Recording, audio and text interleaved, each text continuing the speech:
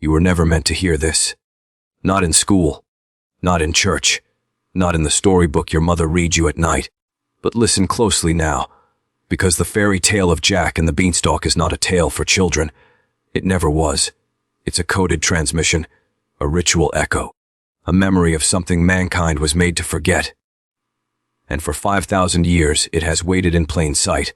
A boy, a handful of beans, a stalk that pierces heaven, a realm above the clouds. A giant guarding gold, a singing harp, a hen that lays wealth.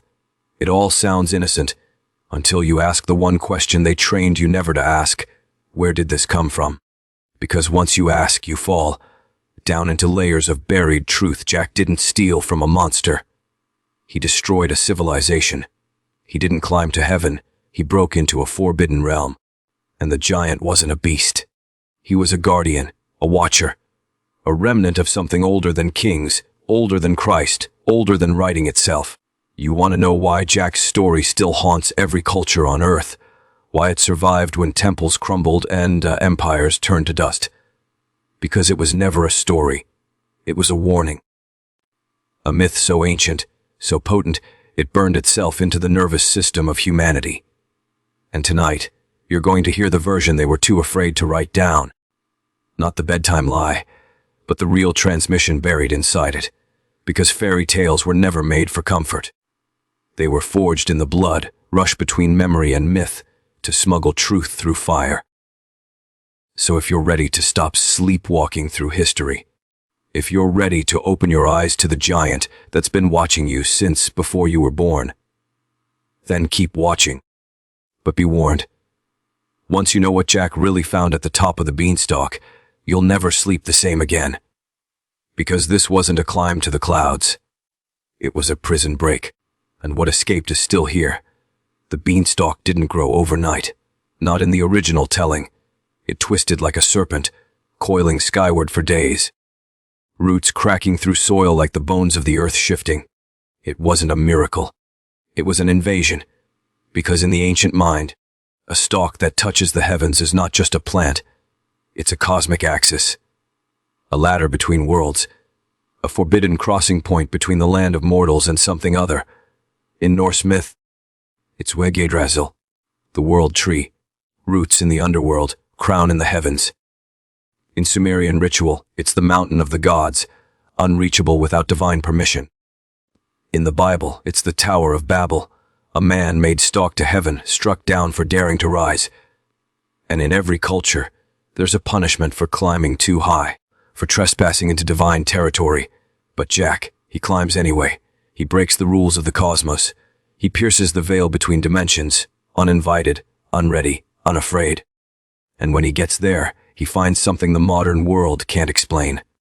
A castle in the sky. Let me ask you something. When you were a child, did that seem strange? A floating kingdom, hidden in the clouds, unseen by any other soul. That's because it wasn't meant to be seen. This wasn't fantasy. It was memory, the mythic architecture of the gods, sky dwellers, watchers, builders of massive stone and mystery. The Greeks called them the Titans. The Bible calls them the Nephilim, offspring of divine beings and human women. They were giants, hybrid, forbidden, and in every culture they were destroyed, not by fate, not by war, but by design. And that's the shadow buried inside Jack's story. Because the moment he enters that sky castle, he isn't just a boy climbing a plant. He's a human invading the realm of forbidden bloodlines. He's the assassin of an ancient race. And the giant, he smells Jack not because of magic, but because Jack isn't supposed to be there. Fee fo fum is not a rhyme.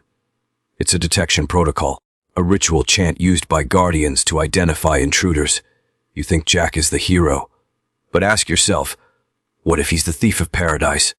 What if the villain was trying to protect something we were never meant to touch? The golden harp, the hen that lays eggs of pure gold. Jack didn't just steal treasure, he stole technology.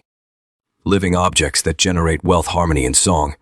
But these weren't toys, they were relics. Power sources, sacred tools of a higher order. Let's go deeper. In the ancient world, music wasn't entertainment. It was control. The harp wasn't just a singing instrument. It was the code that tuned reality. Sound and frequency, the original language of creation. In Egypt, priests sang hymns not for joy, but to maintain cosmic balance. Mat. In India, the was a vibrational signature of divine origin. In Sumer, every temple ritual involved sound, not to please the gods, but to channel them. And Jack steals a harp that sings on its own. Think about that.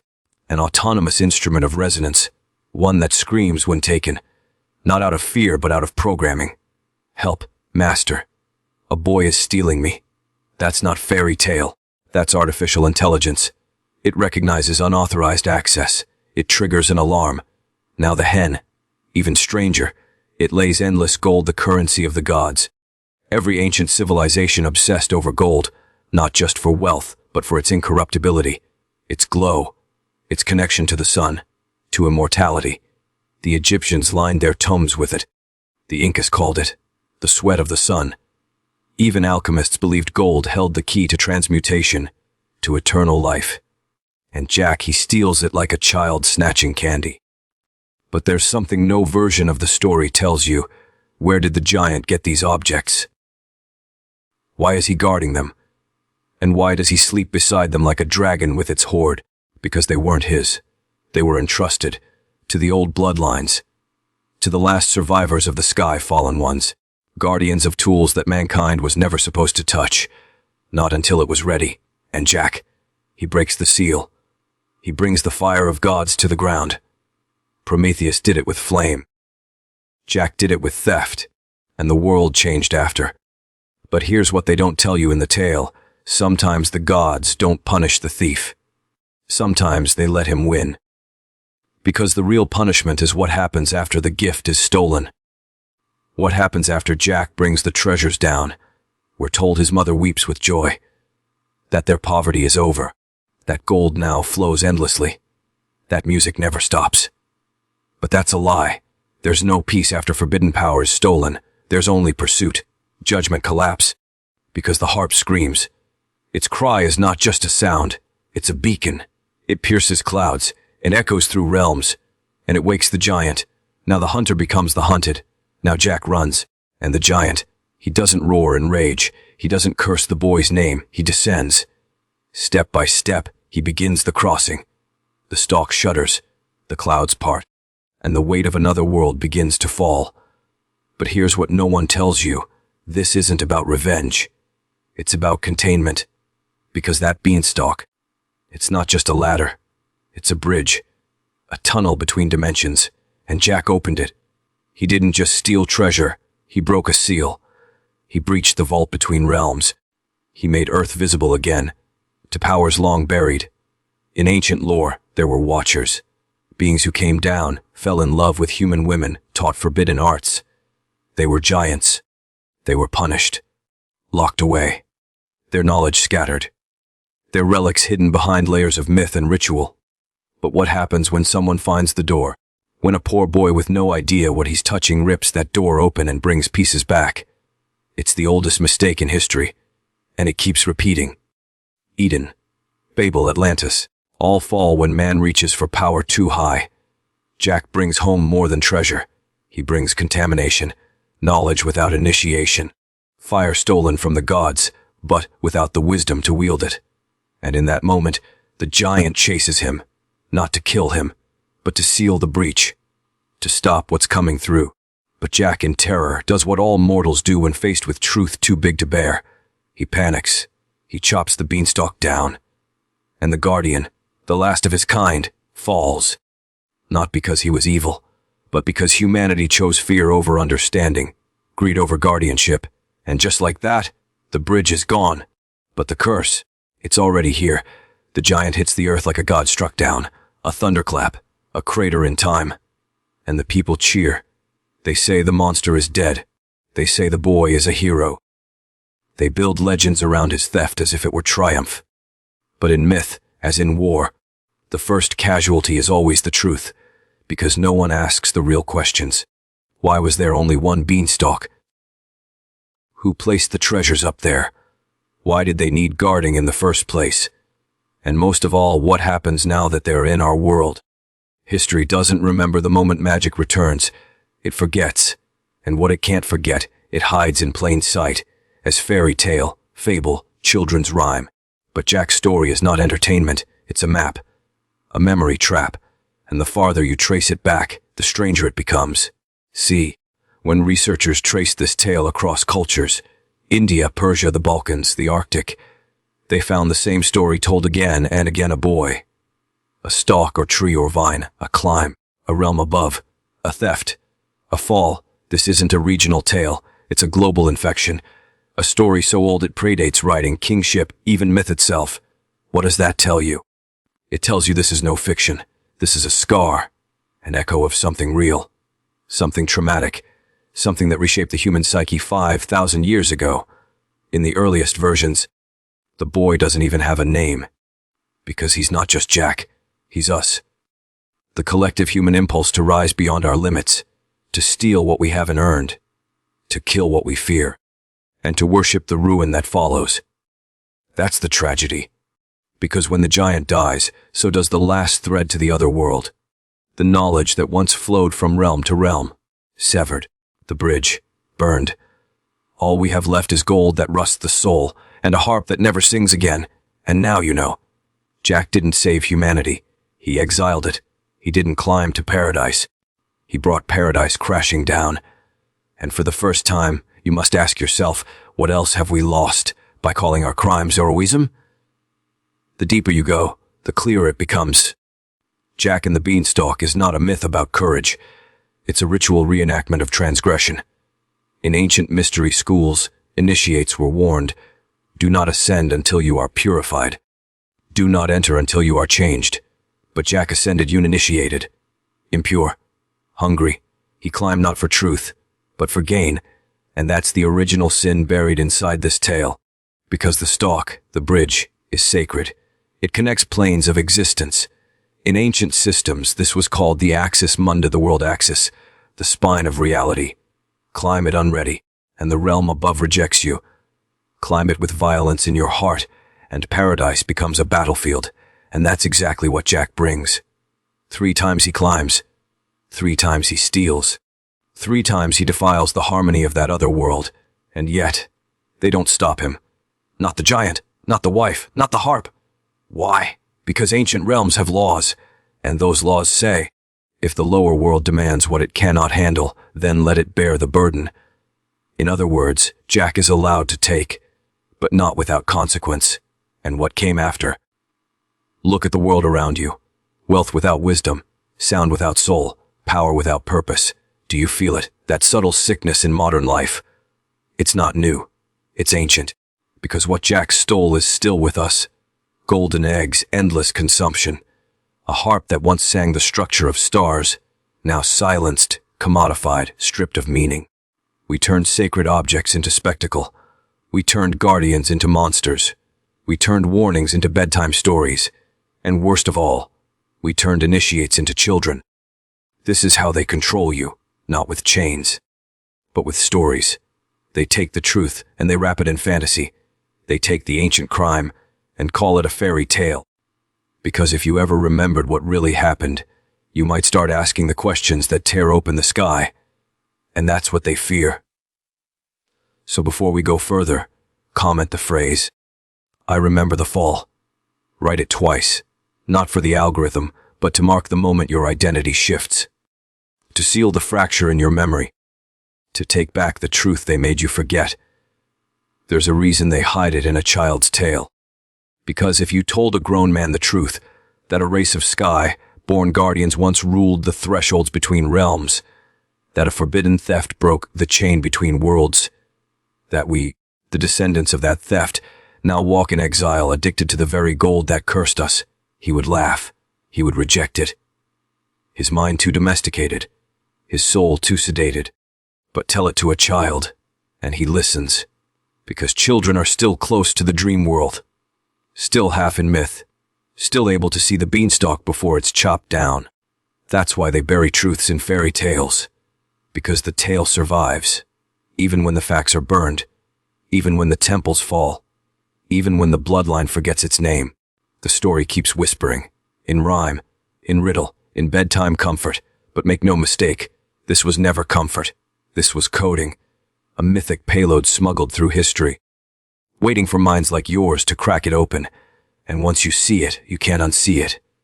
The golden egg becomes fiat currency. The harp becomes algorithmic control. The beanstalk becomes the system, vertical, hierarchical, sacred at the top, broken at the base. And the giant, he's no longer just a fairy tale brute. He's a memory of what stood between humanity and its worst instincts. A wall, a sentry. The last keeper of knowledge man wasn't meant to possess too early. So ask yourself, why did Jack go up 3 times? Because in initiation rites, 3 is the sacred number. 3 trials, 3 gates, 3 awakenings. But Jack fails them all. Where the initiate is supposed to return with wisdom, Jack returns with loot. Not insight, not humility, only gold. And what does he do with it? He lives happily ever after. A euphemism for sedation, for decay, for the soul asleep in its stolen comfort. But here's the twist.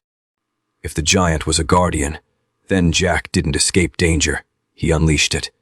Because when the watchmen fall, the old gates creak open, and what was once kept above can now come down. The fall of the giant wasn't the end. It was the signal. A thunderous detonation in the mythic realm, echoing downward through the dreamtime, announcing to everything sleeping just beyond the veil. The gates are open.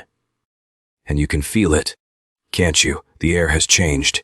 Men dream darker. The world spins faster, but says less. A silence beneath the noise, an ache behind the gold. Because when Jack chopped down the beanstalk, he thought he was closing the passage. But it doesn't work like that. You can destroy the ladder, but not the attention you summoned, not the energy you provoked.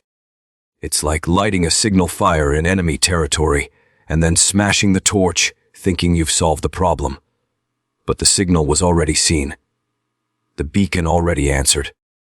And what was waiting on the other side? It remembers. Because this isn't the only story where mankind climbs too high, takes too much, and unleashes a wave of ruin. It's Babel. It's Eden. It's Atlantis. It's every myth of sudden fall, always after ascent, always after overreach. And Jack is just the mask they gave that fall to make it feel like victory. But the question you're not supposed to ask is this: what else came down that stalk? Because the harp cried out. The treasure shimmered. The giant descended. But what if that stalk, that twisted, living bridge, also let something through? Something not made of gold but of memory, of ancient pattern, of psychic invasion. It starts subtle. A new hunger for wealth, a new obsession with the sky, a new forgetting of the sacred. And then it becomes structural. Banks that never sleep, towers scraping heaven, children seduced by screens that sing but never feel. This is not progress. This is possession. The world post-Beanstalk is not a paradise. It's a haunted empire built on stolen fire. And Jack, he isn't a hero. He's the first rebel, the first corporate raider, the first dream thief. And every man since has followed the same path. Climb, take, kill the guardian, profit. But now we're at the end of the path. The gold is rusting. The harp has gone silent. And still the sky watches. Let's strip the veil back further. Do you know what folklore really is? It's not entertainment. It's encrypted memory. A survival mechanism for truths too dangerous to record in books. When empires burned libraries, the stories slipped through in the mouths of children. When priests forbade ancient knowledge, the symbols morphed into bedtime tales. And Jack and the Beanstalk, it is one of the oldest surviving myths in the human record, older than Genesis, older than the pyramids, older than the wheel. Let that settle for a moment, because this tale, a boy, a stalk, a sky realm, a giant, has appeared in nearly every Indo-European culture for over 5,000 years. It was traced by modern researchers not through literature, but through linguistic archaeology. A forensic reconstruction of plot patterns buried in oral tradition, and it all points to the same conclusion: Jack is a ghost, a cipher, a message in a bottle from a world that no longer exists, but one that still shapes our dreams. What does that mean for you? It means when you heard this story as a child, something ancient was already calling you. It means your nervous system recognizes this pattern not as fiction, but as memory. Collective, deep, fractured. You are the descendant of a fall you never knew happened. You live in a world that exists only because the bridge was broken, because the giant was killed, because the sacred was stolen. But here's the twist, the story isn't over. You're still in it. Because Jack didn't just bring treasures back, he brought the pattern, the template for transgression, the mythic framework for climbing over boundaries and calling it success. And the modern world is built on that blueprint. Skyscrapers are beanstalks, CEOs are Jack. The global economy, endless eggs from hens that never sleep, artificial intelligence, the new harp that sings without soul. We are not the end of the story. We are its echo. But the echo is beginning to wake. Men are starting to remember. The climb was not the victory. The climb was the theft. And the giant, he wasn't the enemy. He was the threshold. The last wall between us and something we weren't ready to face. The threshold is everything. In the ancient world, to cross a threshold without permission was spiritual suicide. Because thresholds weren't just physical, they were psychic. They marked the boundary between the profane and the sacred, the mortal and the divine. To violate that space meant calling down consequence, not always instantly, but always inevitably. Jack didn't knock on a door, he broke into a world not meant for him. He stole from its heart. He slaughtered its guardian, and we've been living in that aftermath ever since. Because when sacred boundaries are broken, they don't heal, they fracture. And into those fractures, something else moves in. Look around you. We live in a world of false transcendence, where every man is promised the heavens, without initiation. Climb fast. Grab the treasure. Get rich. Dominate. Sound familiar? It's the Jack archetype, rewritten for Wall Street, Silicon Valley, and social media empires. The beanstalk isn't myth anymore. It's infrastructure. Digital. Financial. Psychological. But here's what they don't tell you, every climb has a cost, and that cost is guardianship. We killed the giants, yes, but we also killed the protectors, the ones who remembered, the ones who stood watch. And once the guardians are gone, who watches the gates? Who defends the sacred? No one. That's why the sky feels so empty now. Why the treasures don't sing. Why wealth tastes like ash. Because Jack won, and in doing so, we lost. But what if you're different? What if you aren't here to climb and steal, but to see? To recover the real story. To remember what was buried, and why. Because here's the secret they've tried for centuries to erase. The giant wasn't chasing Jack. He was chasing the relics. The harp, the hen, the codes of balance and creation. He wasn't angry. He was desperate. Because once those tools are removed from their realm, the entire structure begins to collapse. And it has. We're living in that collapse. And you are the one hearing the truth on the other side of it. Which means the story isn't finished. It's returning. Let's talk about the real relics. The hen and the harp, they were symbols. Yes, but they were also more. They were technologies. Not in the modern mechanical sense, but sacred technologies. Spiritual interfaces between dimensions. The ancients knew this. They didn't separate matter from spirit like we do. Their tools were tuned to the hidden architecture of the world. A singing harp wasn't entertainment. It was a stabilizer. A golden egg wasn't currency. It was an energy node, encoded with patterns of abundance, time, light. So when Jack stole them, he wasn't just taking shiny things. He was disrupting a system. Imagine breaking into a nuclear reactor, ripping out its core, and dragging it back to your home as a trophy. That's what Jack did. And now here's the darker truth. What if he didn't find those relics by accident? What if Jack was guided? Because remember, before the beanstalk, a stranger gives him the beans. Mysterious, unnamed, appears out of nowhere, offers a trade that defies logic. Who was he? He's never explained, never returns. But that one encounter shifts the fate of the world. In ancient myths, this figure appears again and again. The initiator, the shadow mentor, the tempter at the threshold. Sometimes they wear the face of a trickster, sometimes a prophet, sometimes something else. They offer an object, a seed, a weapon, a key, but always with a price. And the price is this: once you accept the gift, you begin a journey that cannot be undone. So Jack takes the beans, plants them, climbs. But was it his story to begin with, or was he just the next pawn in a cycle far older, far darker? Because what if that stranger wasn't human? What if he was sent to reopen the bridge, to break the seal, to bring the fire back down, not to liberate humanity, but to destabilize it, to test it? In occult traditions, there's a phrase, as above, so below. But when the below ascends too soon, the above descends in force. We're living in that descent, and you were never supposed to see it this clearly, but now you do. The truth is buried where the myth begins. Jack doesn't climb for justice. He's not saving anyone. He's not avenging a father. That came later. Victorian edits, moral filters. But in the original oral traditions, Jack climbs because he's hungry, desperate, uninitiated. And that's the key. Because in ancient systems, hunger opens the door to initiation, but only if guided, only if tempered by discipline, trial, wisdom. Jack skips all of that. He's granted access without proving worth. He ascends unrefined and takes. But in real initiation, taking is forbidden. The adept doesn't take, he receives. And only when the time is right. Jack doesn't wait, he doesn't earn, he violates. And yet, he succeeds.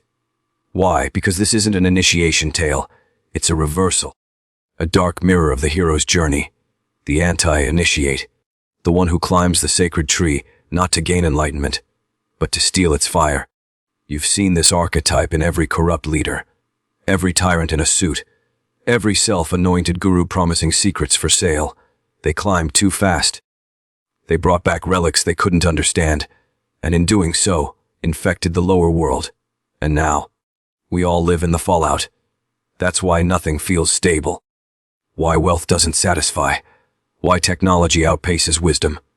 Because we live in a realm built on stolen tools, severed from their source.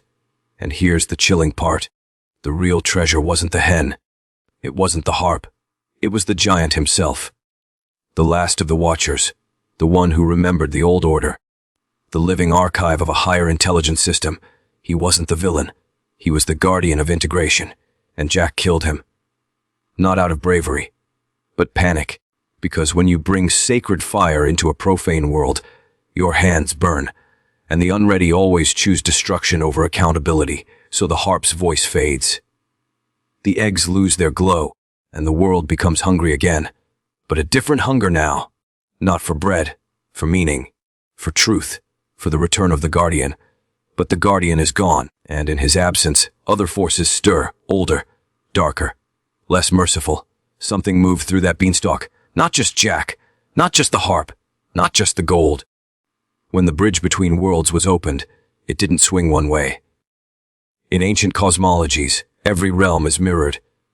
For every act in the lower world, there is a reaction in the upper, and when Jack ascended, untested, unpurified, uninvited, he ripped open a gate, a spiritual wound, and wounds attract predators. So ask yourself, where are the giants now? Because myth tells us they were once everywhere. Ogres, cyclopes, titans, Jitnar, Nephilim. Every culture remembers them. Every people speaks of the ones who came before. Some kind, some cruel, all powerful. But always they fall. Always they're cast out. And it's Jack who gives us the clue why. Because what do we do when we forget our place? We turn the firstborn into monsters. We paint the guardians as threats. We rewrite history in favor of the invader. Jack's victory wasn't victory. It was propaganda. And like all propaganda, it erased what came before. But the giants, they never really left. In ancient texts, the fall of the Watchers was never total. A few survived, bound in stone, buried beneath mountains, whispered of in dreams. And some interbred. That's the secret the priesthoods never speak. The bloodlines, the ones who still carry traces of the old intelligence. Not visible in body, but in mind, in vision, in access. You've seen them. The ones who rise effortlessly, who command crowds, nations, empires, who look human, but feel other. They are the sons of the stolen fire, descendants of the broken pact, and they don't want the bridge rebuilt, because power in exile is still power. But the real danger, some of these ancient forces, they want to come back, not as guardians, as conquerors, Because when the threshold is crossed the wrong way, what was once protective becomes predatory, and the gates Jack opened. They've been waiting, not for heroes, not for worship, but for reckoning.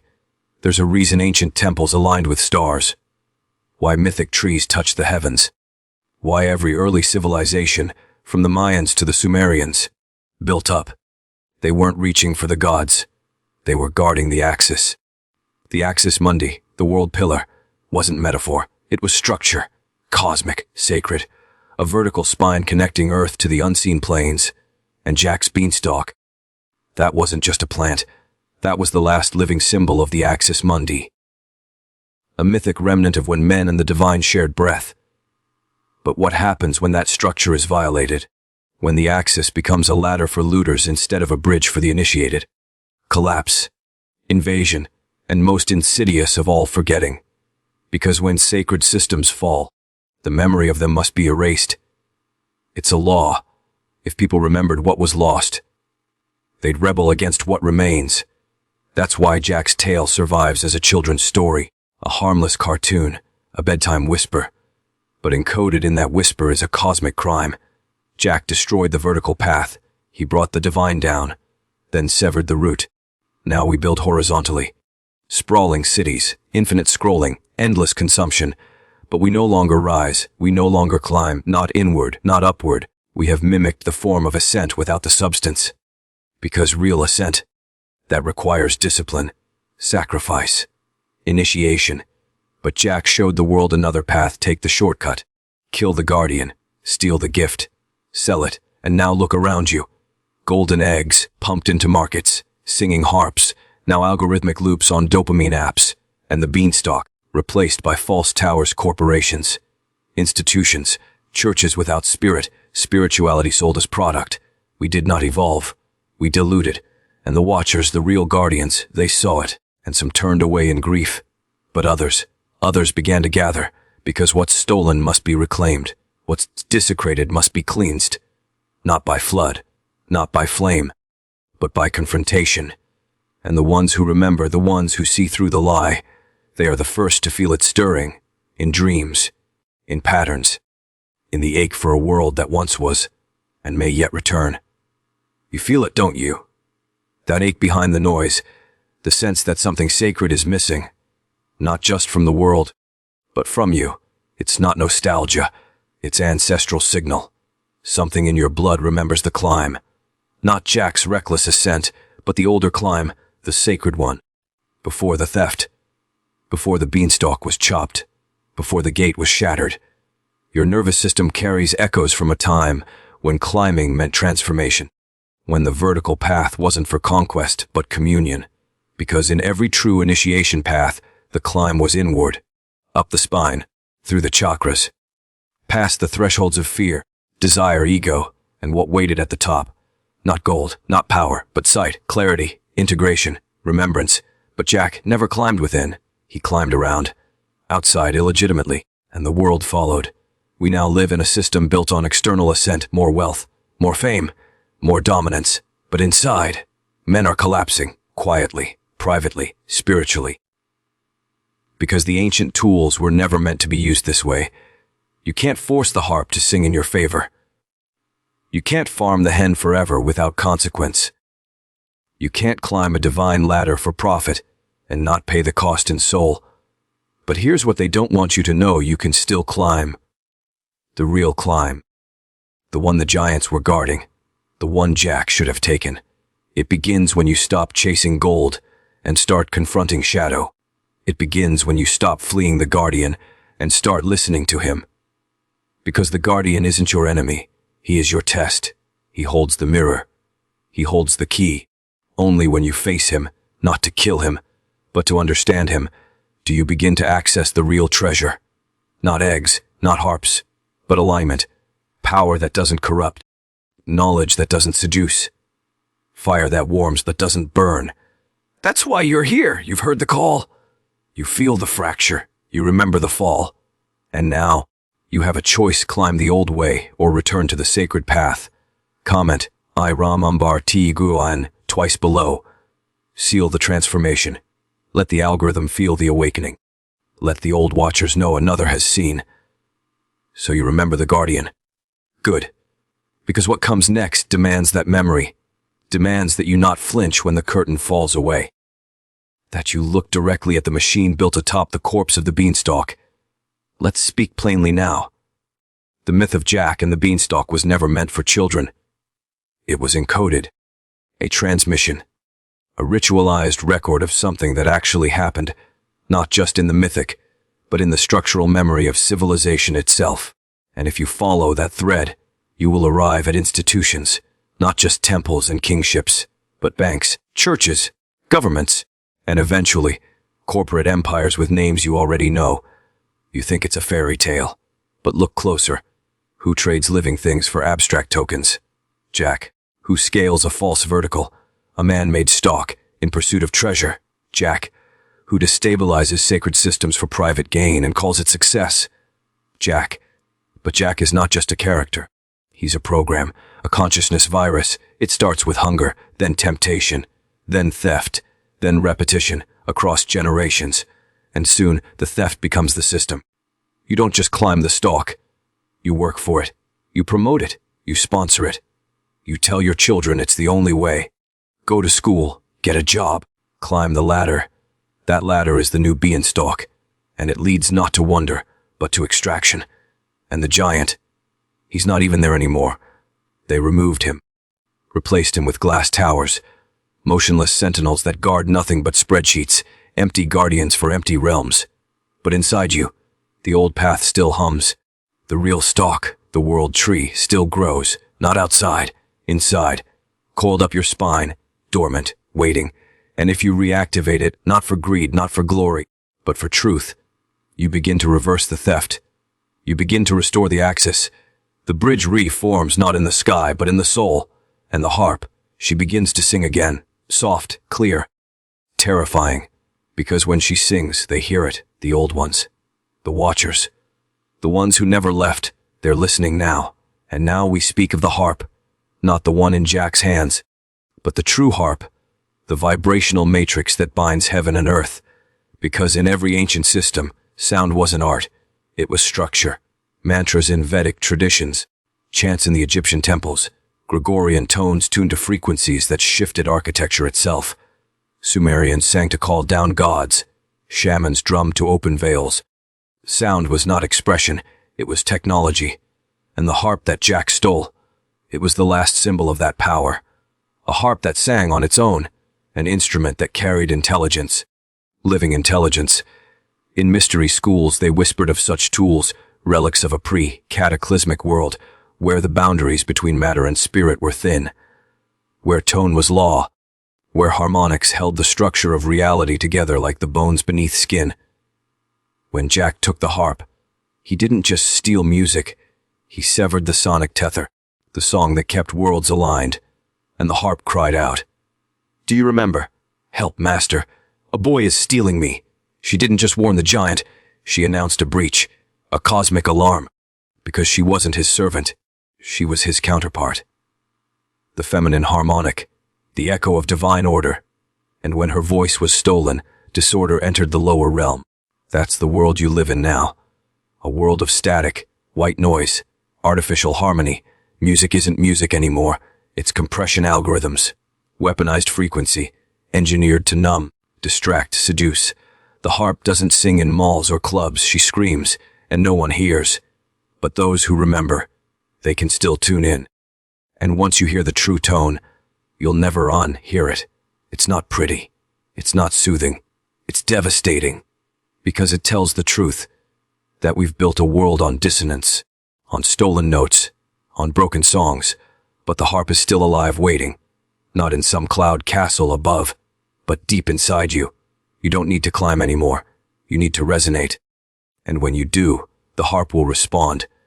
And the ancient watchers, they will turn their gaze toward you, because the song was their signal, and someone just pressed play. Now we descend into the deepest lie, because if the harp was sound and the hen was wealth, then what was the giant? Not just a guardian, not just an echo of a forgotten race. He was the embodiment of scale. Scale, the thing you're told to worship now. Scale your business. Scale your reach, scale your influence, grow, grow, grow, up the stalk, to the sky, to infinity, but scale without soul becomes monstrosity. That's what the giant really was, a warning. That size without wisdom leads to collapse. He wasn't a villain. He was a mirror. And that's why Jack killed him. Because Jack couldn't stand the reflection. He saw what he would become. A bloated shadow of ambition, consuming everything just to sustain itself. And isn't that what we see now? Mega corporations, global systems devouring lives, economies that eat their young. We didn't defeat the giant. We became him. Only we lack his memory, his stewardship, his sense of balance. So we fall harder, faster, blind. And the worst part, we celebrate it. We teach children that Jack was brave, that stealing from the sky is noble, that the bigger they are, the more glorious their fall. But every fall has aftershocks. You're living in them now. A fractured earth, a poisoned mindscape, a spiritual wasteland where meaning itself is traded like livestock. Because we never asked what the giant was guarding. We only asked, how can I get it? And when you take without asking, when you cut down the tree, when you silence the harp, you don't just lose the guardian. You lose the balance between realms. You lose the vertical. And that's why everything now feels flat, lifeless, as if you're scrolling through a world that used to mean something, but doesn't anymore. It's not your imagination. It's spiritual feedback, a psychic echo of Jack's crime. But here's the turns, you're not Jack. You're the one who remembers the guardian. You're the one who still hears the faint song. You're the one who can reverse the climb, not to steal, but to restore. And if you do, you'll awaken the last force they never wanted reborn. Let me tell you what they never printed in the fairy tale. There was a fourth treasure, never named, never shown, never spoken of. Because if you knew it existed, you'd start asking dangerous questions. The golden hen was currency. The harp was harmonic structure. The giant was scale and memory. But the fourth, it was the seed, not the beans Jack was given. No, those were planted, traded, transacted. I'm talking about the seed the giant kept, a relic from before the flood, before Babel, before the age of kings and merchants, a seed that held the blueprint of the original axis. Not a stalk, a tree, a true world tree. Its roots touching the underworld, its crown in the high realm, its trunk the path of the initiate. This seed was never meant to be harvested. It was meant to be awakened. By song, by sacrifice, by silence. That's what the harp was really for. She didn't exist to entertain. She existed to vibrate the seed awake, to call down the alignment of realms, to re-establish the vertical. And Jack, blind, hungry, reckless, stole the song but not the seed. That's why the magic faded. That's why the treasures, once returned to the lower world, became curses. Because without the seed they had no root, no integrity, no axis. The original myths whispered of a tree that would grow again at the end of the age. Not by force, not by theft, but by memory, by resonance, by recognition. That seed, it wasn't just guarded by the giant. It was the giant, his body, his breath, his blood. It was the soil of its dormancy. When Jack killed him, the seed fell back asleep, but not forever, because there's another version of the tale. One too old to write. One kept alive in symbol and ritual. It says that one day a man would come. Not a boy, a man. One who had seen the theft, lived the fallout, felt the silence. One who didn't climb for gold, but descended for truth. And when he found the broken fragments, he would remember the song, he would sing it. And the seed would stir, and when it grows again, nothing will stop it. Now we stand at the threshold. You've heard the story your teachers never told. You've followed the trail down into shadow. You've seen the theft, the false ascent, the broken world it left behind. But here, right here, is where most turn back. Because descent isn't glamorous. There's no applause, no gold waiting at the bottom, only silence. And questions that dissolve everything you thought was real. Like this one, what if Jack was meant to fail? What if the myth survives not to glorify him, but to warn you? Think about it. Who benefits from a world where men climb without purpose, where ambition is stripped from meaning, where sacred things are consumed, not understood, The answer is simple. Those who dwell beneath the soil of your soul, old forces, not demons, worse, structures, mimetic parasites. They don't care what you build. They don't care how high you climb. They only care that you climb the wrong ladder, that you chase illusions, that you call theft a win, that you bring fire back to your tribe and burn it down with it, because every time a man climbs without alignment, he weakens the bridge a little more. That's the harvest. Not your gold, not your fame, your disconnection, your fall. They feed on it. But here's the part that terrifies them: you're waking up, and not in the shallow way. Not in the trendy, marketed, algorithm-friendly kind of woke. Real awakening is ugly. It costs everything false. It tears you apart. Because it demands you stop being Jack and start being the one who remembers the seed, who plants it again, not in the sky, but in himself. They don't want that. Because a man who plants the axis within, he doesn't need systems. He doesn't beg for power. He radiates it. He sings the harp's lost note. He walks with the memory of giants. And when the watchers return, they don't judge him. They recognize him, one of their own, an heir, a son of the axis. And if enough of you remember, the stalk won't be needed, because the tree will rise from within. So now we enter the part of the story that was never spoken aloud, the part the monks struck from scrolls, the priests buried beneath icon and incense, the scholars dismissed as metaphor because they feared what would happen if a man truly understood Tai. The axis was never external. It was planted in you the day you were born, coiled, sleeping, waiting for the sound, not from a harp, but from your own voice. Your spine is the stalk, your breath, the wind that rustles its leaves, your mind, the castle in the clouds, and the giant, he is you, not your higher self, your older self, the one you buried beneath survival, the one that watches while you chase shadows, the one who remembers what you traded for comfort. That's why Jack killed the giant, because the boy wasn't ready to meet the man, the full man, the terrifying, ancient, untamed truth of what a male soul actually is when it remembers its roots. So Jack swung the axe, and we've been swinging ever since, cutting down our own axis, mocking the sacred, replacing the real with rituals of paper, profit, and power without wisdom. And now look, we're left with bones of a world that once sang. But here's the ancient mystery: every death plants a seed. Every fall is a root system beginning. And some men, not many, but some, feel it. A rumbling in the marrow, a sound beneath sound, not music, not voice, a pull, down, inward through, and when they follow it, not for treasure, not for revenge, but to remember what was lost, the tree begins to rise again. Not suddenly, not dramatically, but cell by cell, breath by breath. And when that growth begins, the watchers come, because they were never giants of flesh. They were presences, sentinels of sacred memory, and they don't respond to noise, only to resonance. If they find it in you, they will not speak. They will stand back and make space, because they do not guard the path. They recognize the one who's already walking it.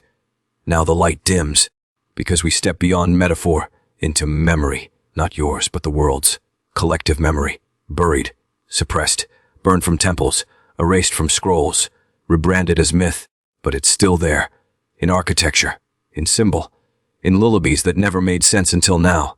You've seen it, the spiral staircase, the winding vine, the tower, the vertical line crowned with wings. These aren't decorations, they're maps.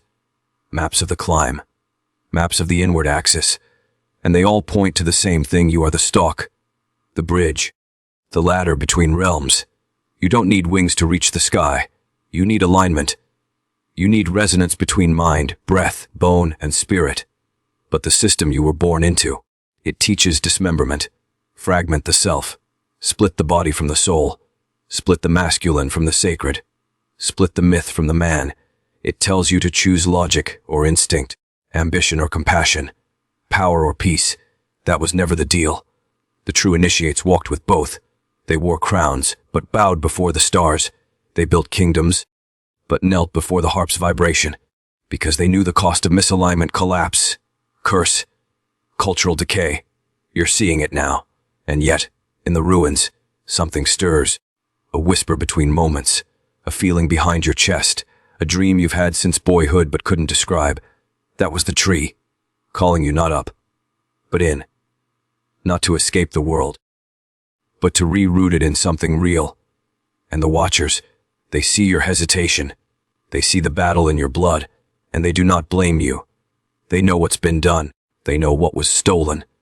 But they are watching closely now, not for perfection, for one thing, intent. Because if your intention is pure, not naive, not soft, but aligned, they will meet you halfway. And when that happens, the fourth treasure, the one never spoken, will reveal itself, not as an object, but as a change in you. And once that happens, you're no longer part of the myth. You become its continuation. By now, the story has changed. It's no longer about Jack.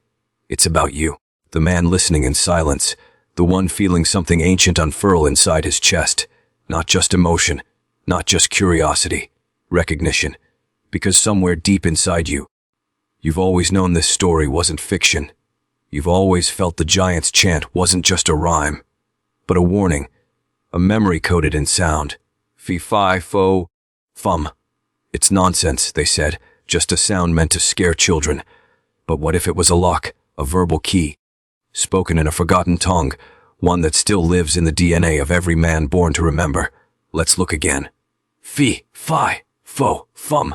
It's not the words, it's the vibration. 4 tones. 4 gates, echoes of the elemental path once walked by initiates. Earth, air, fire, water, each one represented in the story.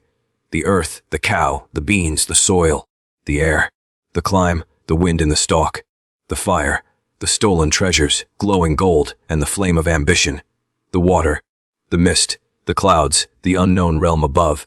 But what's missing? Aether, the 5th element, the unspoken one. It's never named. It has no line in the tale, because it was you. Aether is the presence that brings the others into harmony. It's awareness, consciousness, spirit, and when Jack ascended without it, the system broke. But now you're beginning to remember. And that remembering isn't intellectual, it's cellular.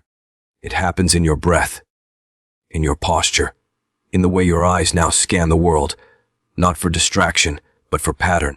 Because once you see the coda, you start seeing it everywhere. You notice how buildings mirror the beanstalk, how brands mimic ancient sigils, how institutions that call themselves higher education are really just vertical prisons. And you know why now? Because the real climb doesn't make you dependent. It makes you dangerous, untouchable, uncontrollable.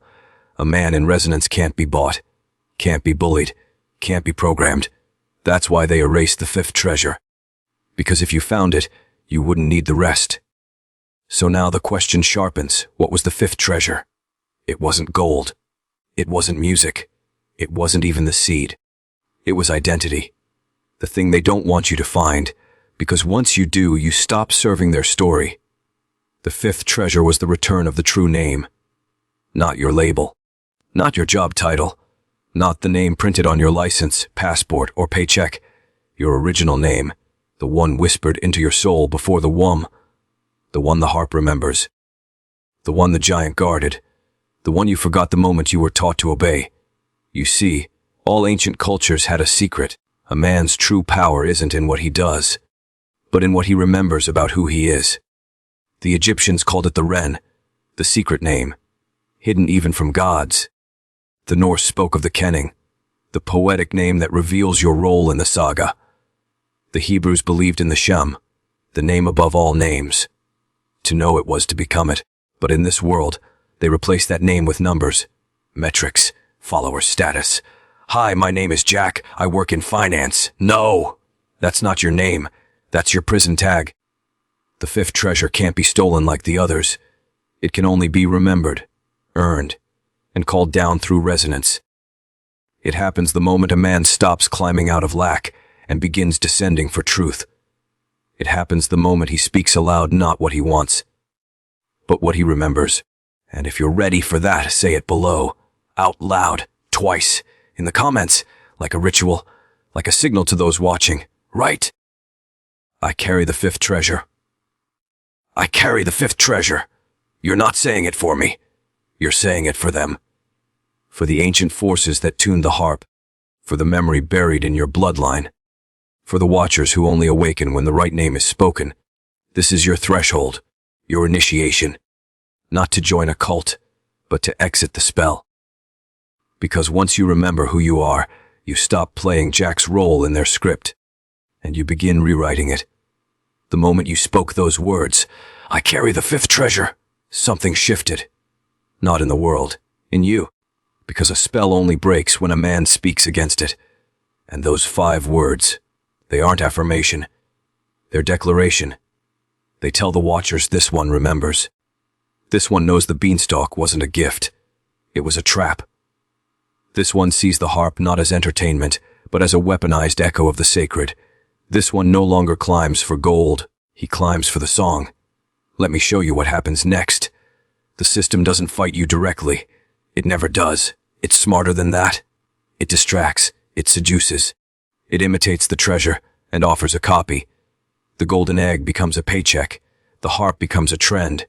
The giant becomes a job title. The stalk becomes an endless feed. Up, up, up into nowhere. And most men, they fall for it because they never realized they were inside a spell. But you do now. That's why this part of the path is the most dangerous. Because the moment you carry the fifth treasure, you become visible to the real architects. Not the corporations. Not the bankers. Not even the politicians. I'm talking about the invisible order. The architects of inversion. Those who twist myth into control. Who take sacred stories and invert them. Turning gods into demons. Wisdom into foolishness. And men into consumers. They know the fifth treasure too. And they hate it. Because it means one thing: you're no longer predictable. You're no longer hungry for the world's gold, because you've found the source. You're no longer seduced by the harp, because you've heard her original note. You're no longer afraid of giants, because you've become something older. You carry identity. You carry access. You carry remembrance. And that's something they can't simulate, can't sell, can't surveil. So they'll try to draw you back in, with temptation, with false light, with noise. But let this be your shield. The fifth treasure can't be touched by them, because it's not in the sky. It's in your voice, your breath, your spine, your fire, and it's only just beginning to awaken. The fifth treasure is not a destination, it's a frequency. And once you tune to it, you begin to see the fractures in the world. Hairline cracks in the illusion, where the old light still leaks through. You start noticing strange things, words that never felt right, symbols that repeat, buildings that echo ancient temples, but with their meanings inverted. You'll see obelisks in corporate plazas, labyrinths in airport terminals, logos with eyes, flames, pillars, spirals. They say it's branding. It's not. It's resonance manipulation, a system designed not to kill your memory, but to drown it. To bury it under stimulation, dopamine loops, empty ambition.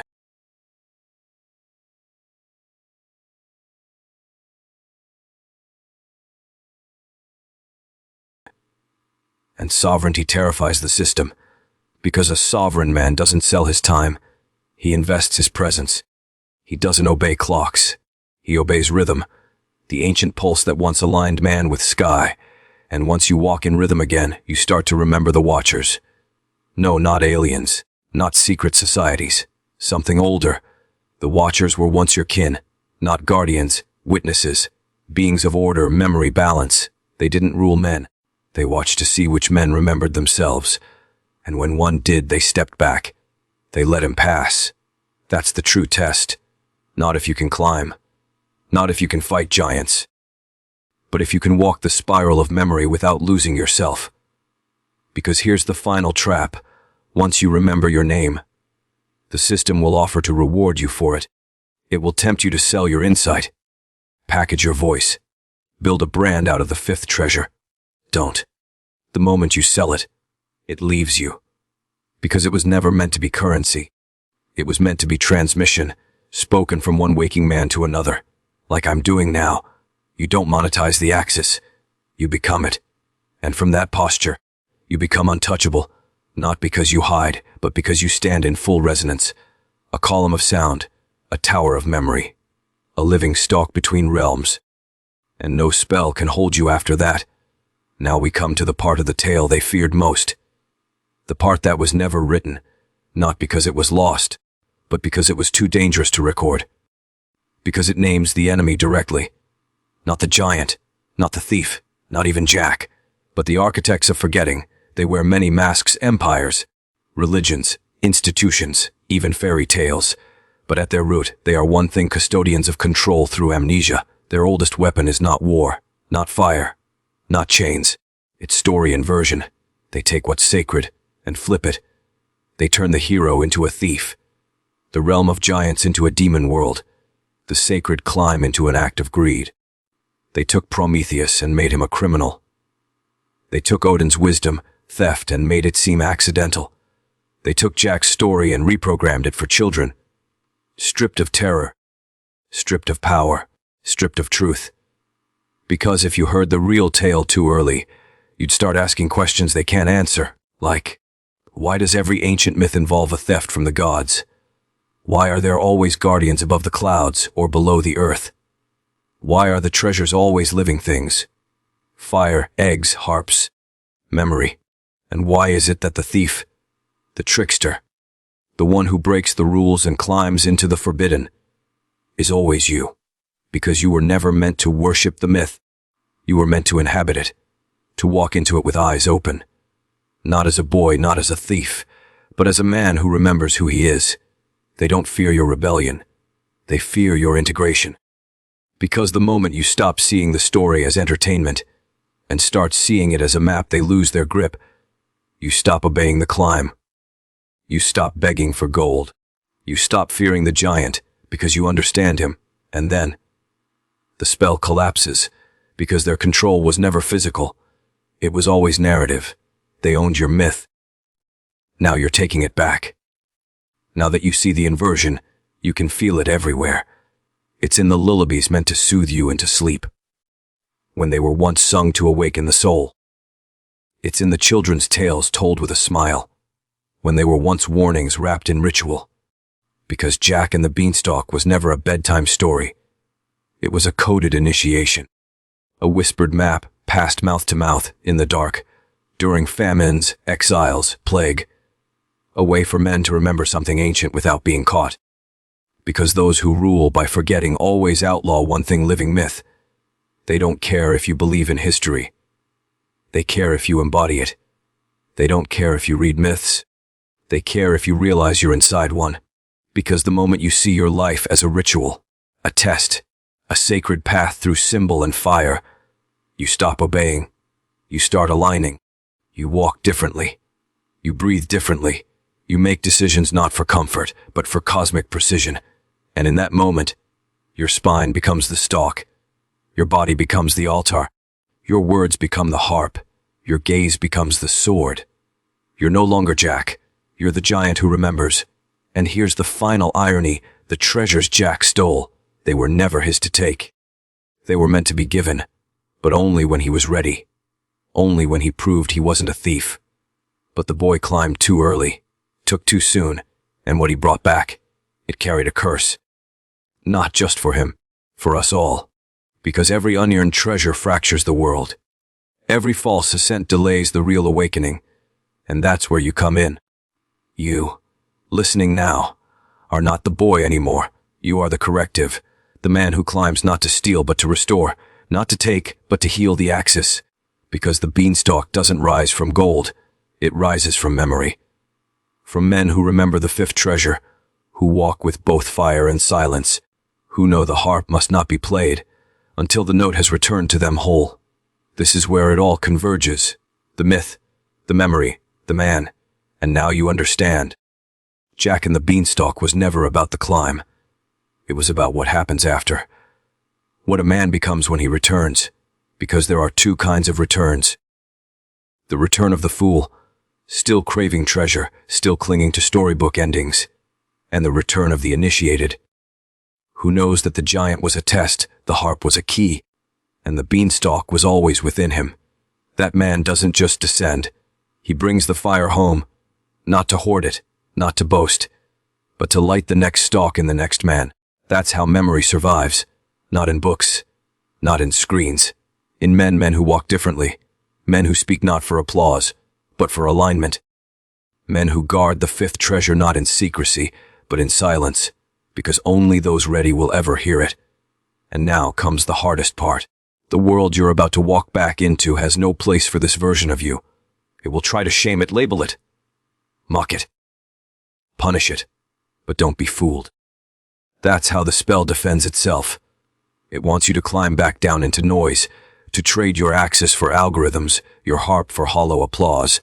It wants you to forget that silence is a weapon, that stillness is strength, that alignment is ancient rebellion. So you must become two things unshakable and invisible. Not because you're hiding, but because true power doesn't parade. It watches, it waits, it builds roots beneath the surface, and when the time comes, when another man stumbles to the base of his own stalk, wary, broken, trembling, you'll be there. Not with answers, but with presence. You'll say nothing, but he'll feel it. And in that moment, the myth will pass again, not through books, not through bedtime stories, but through you, the living axis, the man who remembered. This is the final descent, not a fall or return, because the real end of the myth is not happily ever after. It's transformation. Jack was never meant to stay in the clouds. The stalk was never meant to last forever. He had to come back down, but he was supposed to bring something else with him. Not gold, not eggs, not fame. He was supposed to bring remembrance, and now that task falls to you. You've made the climb, not in a tale, but in awareness. You've looked the giant in the eye. You've heard the harps cry. You've faced the mirror of your own hunger and chosen not to steal, but to stand. That choice rewrites everything, because you are not Jack anymore.